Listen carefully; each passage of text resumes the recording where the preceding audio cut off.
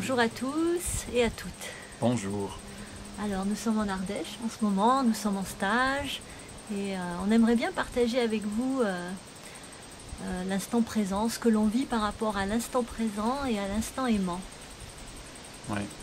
Nous pensons souvent, enfin nous pensons, il arrive que nous soyons en train de dire je suis dans le passé ou je suis dans le futur, mais en vérité on ne quitte jamais l'instant présent. Quand je suis dans le passé, en fait, je suis dans un exercice de mémoire dans l'instant présent. Et quand je suis dans le futur, je suis en fait dans un exercice de projection dans l'instant présent. Donc, je ne quitte jamais l'instant présent. Et nous ne quittons jamais l'instant présent. Par contre, c'est pas parce que nous sommes dans l'instant présent que nous sommes forcément dans la présence. Il y a une différence entre être dans la présence et être dans le présent. Dans le présent, nous sommes toujours. Et la différence, c'est que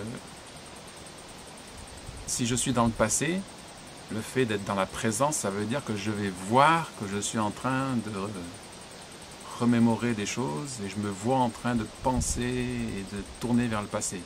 Je me vois. Et ça, c'est la présence qui voit ce qui est en train de se passer.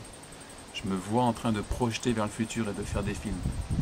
La présence, c'est ce retour à soi qui permet de voir ce qui se passe, de voir ce qui se pense, d'être conscient de ce qui se dit, d'être conscient de ce qui se ressent partout dans le corps.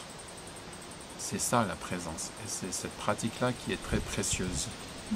Cette qualité d'être, de sentir qu'on est là, qu'on est vraiment là, et qu'on peut vraiment être dans son corps, qu'on se sent respirer, on est présent de tout ce qui se vit à l'intérieur et de tout ce qui est en face de nous, tout ce que l'on expérimente à l'extérieur.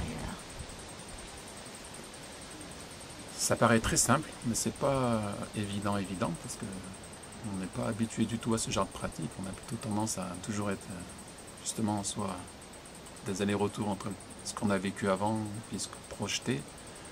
Et de voir ça, de se voir en train de penser, de se voir en train d'aller vers le passé, de se voir en train de projeter des films. C'est pas toujours évident, d'autant que quand on commence à être dans cette présence-là, on va commencer à voir des tas de choses que d'habitude on voit pas, qui se font de façon automatique et inconsciente, quoi. Donc on va commencer à se voir jauger, comparer, juger beaucoup plus qu'on en a conscience. On va commencer à se voir exiger plein de choses. On va commencer à se voir ressentir des tas de trucs que d'habitude on ne ressent pas parce que justement on part dans la pensée projective ou dans la pensée de mémoire et qu'on ne prend pas le temps du coup d'être en contact avec ce qui se ressent. Mais il y a moyen de grandir dans cette présence. Et plus je la pratique, plus je vais glisser vers une dimension de bienveillance qui est dans la présence. La présence, elle ne juge pas, elle ne compare pas, elle ne jauge pas, elle ne définit pas. Elle est juste là, elle voit. Et il y a beaucoup de bienveillance dans cette présence. Donc ça va nous demander de cultiver cette qualité de présence à l'intérieur de nous et de chaque instant de la vie, de vraiment écouter qu'est-ce qui se passe à l'intérieur, qu'est-ce qui me fait agir, est-ce que je suis conscient de tout ce qui se vit à l'intérieur.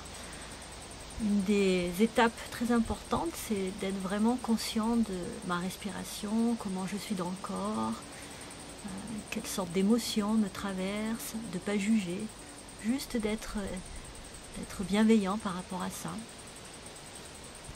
Et cette bienveillance et cette conscience de la présence permet de revisiter le passé.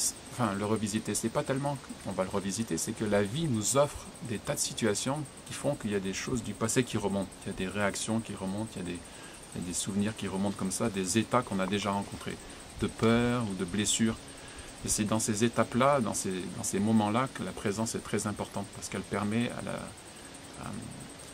la conscience qui est lumière et à la bienveillance qui est amour de descendre dans ces zones blessées, apeurées, parfois terrorisées, qui peuvent être très, très, très intenses. Et c'est le seul moyen de vraiment intégrer ce passé-là. Le but du jeu, c'est pas d'éliminer quoi que ce soit, parce que c'est une illusion de croire qu'on peut éliminer quoi que ce soit. D'ailleurs, on le mettrait où? ça sort pas de nous, ça reste toujours à l'intérieur. Donc, le meilleur moyen, c'est d'intégrer tout ça. Et pour l'intégrer, la présence est le chemin qui permet justement de vivre, de revivre en tout cas, ou de voir d'une autre façon ce qui s'est vécu. Voilà, cette présence, elle est toujours là. Et elle sera toujours là. Toujours. Et elle est profondément aimante. C'est pour ça qu'on appelle ça l'instant aimant. Voilà, au À revoir. la prochaine.